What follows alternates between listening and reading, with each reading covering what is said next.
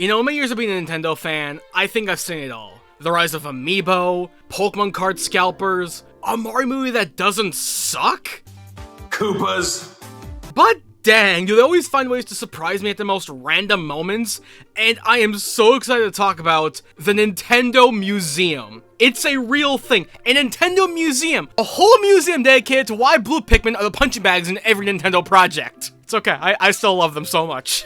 I just really want to talk about why this is really cool and all that, because they came out with a direct for it a few days ago, and while I didn't watch it live, I did watch it after the fact, and this is really cool because the whole idea of a Nintendo Museum in general is very, very interesting, because not only are they the biggest video game company of all time with all their rare franchises like Mario, Zelda, and all that, which is amazing, but also they have a really big history as not only, you know, a toy manufacturer, but a card manufacturer back in the late 1800s. So I think that making a big old museum now is a really smart idea, because they are bigger than they have ever been before. I mean, like, not only are they're doing great with the Switch and all their great games, they had the Mario movie that came out in 2023, they have Super Nintendo World not only in Japan, but in the US, so I feel like this is the perfect time for them to come out with a big old museum, and you damn well know that it's gonna be the most polished thing ever, because I haven't been to Nintendo World myself. I want to go to the theme park at some point, but like, just seeing the videos of the theme park, it is a labor of love with not only the rides, but like the outdoorsy, the music, the attractions, the gift shops, the cool little Easter eggs here and there. It's a thing I really want to go visit, and I have no doubt that the museum itself, while being a museum to typically look around and learn stuff, I'm sure it'll be chock full of different like Easter eggs and secrets in like little nooks and crannies, and I'm really excited to see this. But just like, it's awesome. The fact that this exists now makes me so darn happy, and I really love this, guys. Now, like I said, they did come out with a direct a few days ago, and the direct itself wasn't really that long. It was about 15 minutes of Miyamoto just going through the museum and talking about, you know, different types of things, some stuff that Nintendo was done.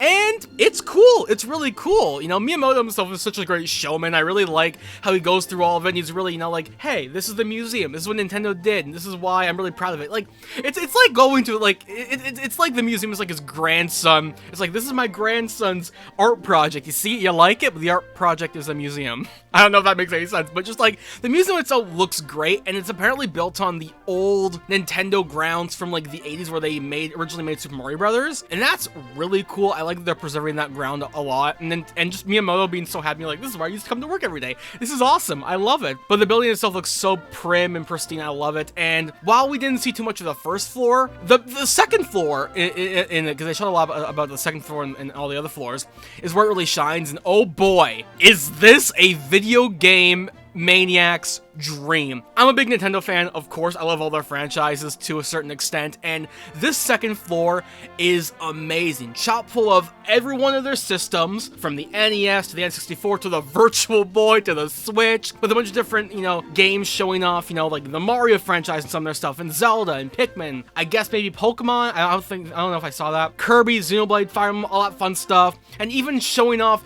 gigantic replicas of the controllers. Like, there's a giant hanging DS, a giant Wiimote, and that's just really fun to me. I don't know why, just seeing giant props is really cool, and I just like the attention to detail. And while, yeah, a lot of the, you know, the consoles and all that are behind glass, the fact that they're there is really cool. And plus, like, they have some of their old Pong systems, because Nintendo used to make Pong back in the early 80s, and, like, they have the TV color game system, they have all their old toys, like the Ultra Hand and all that, which is really cool to see, and even some of their old playing cards. I've never seen Nintendo Hanafuda cards before, and just looking at the art, damn, I love it, bro. This is really, really cool, and I really hope that they delve more into the history of that, because yeah, you know, Nintendo, big video game company, that's cool, but if I want to see more about their card history, that'd be cool. I would like to see that, and that'd be really, really awesome. So this second floor, oh boy, that'll be a vlogger's heaven. I cannot wait to see that. Then I don't know if it's on the same floor, but they showed off a video game testing area where, again, they have giant controllers, this time on the ground, and they have certain scenes based on certain games, like I think like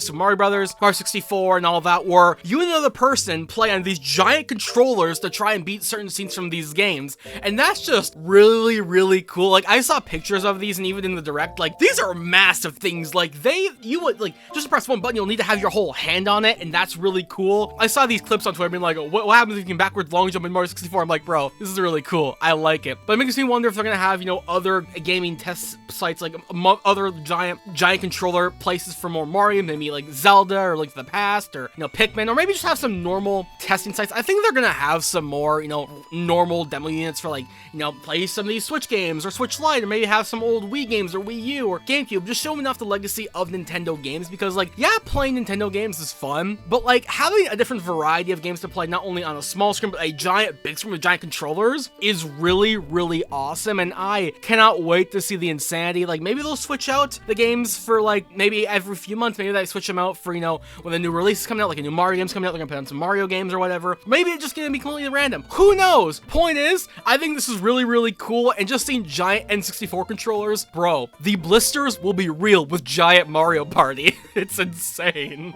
And then there's some areas more dedicated to the toys, and yeah, they had, like, the toys behind glass, but now it's like, they have a small little batting cage, and they have a few little things showing off, like, hey, we did automatic pitching systems, we had the Ultra Hand and all that, and just seeing these toys in action is really, really cool, because, like, as much as I am a big fan of classic video games and video game memorabilia, but just seeing Nintendo's old school classic toys, like the Ultra Hand and all that, is super cool to see in reality, because, like, the fact that some of these still exist is really, really awesome. Now, I don't know if, have an area where you can, like, play with the toys to see how they actually move, or maybe they're just still behind glass. I don't know. But either way, the fact that they're really paying attention to their toy lineage back in, like, I think the 60s or the 70s is really, really special to me, and maybe they'll have a little Hanafuna area where you can, like, play with the cards and all that. I don't know. They didn't really talk about that too much in there. They talk about the history, but not too much about the actual cards. But I just think the fact that they paid attention to all this stuff is really, really fun, and I'm really excited to see how they're going to integrate everything, and as it goes on, oh boy, I love it, bro. The Ultra Hand is really cool. I love it. But besides that, that's really all the Direct really covered, was really, the top floor with the video games and a few of the toy areas. That's really about it. And I'm wondering if they're going to have a bit more that they didn't show off. They probably do, because it is going to be a big building, but, the fact that we have this much already is really, really cool,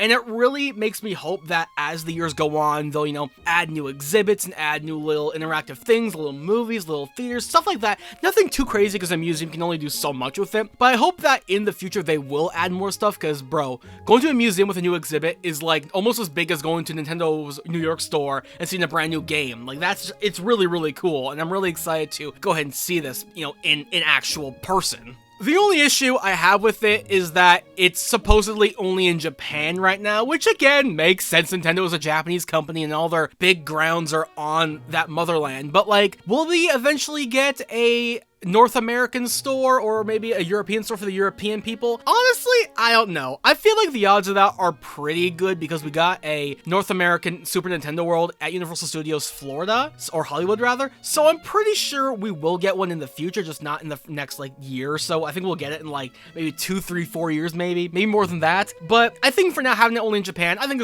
is fine. It gives you more an excuse to visit Japan, honestly, but, like, it's just a really cool dedication. I'm glad that Nintendo was able to actually make this, and the fact, again, that it's on their old testing grounds of the 80s when they were making NES games is so special, and I really love that detail. Or Nintendo, their heritage, they know how to treat people right. I'll give them that. They might be bad with copyright, but bro, they treat their employees right. I'll give them that.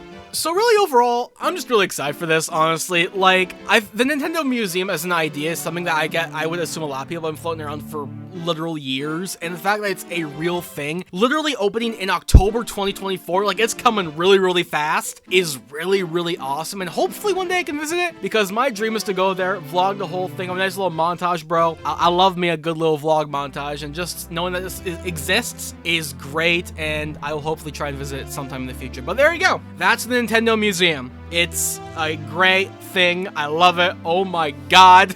Hopefully they'll make an English one soon. Maybe. I don't know. But hey, if there's a museum that will tell people to play more Xenoblade and Fire Emblem, I'm okay with that. That gives me the happiness. But there you go. I'm happy with it. Now, if you excuse me, I gotta go check out more museum stuff and figure out why the Ultra Hand can't be used as a spatula for a grill. Why not? You can make some Nintendo burgers. Why not?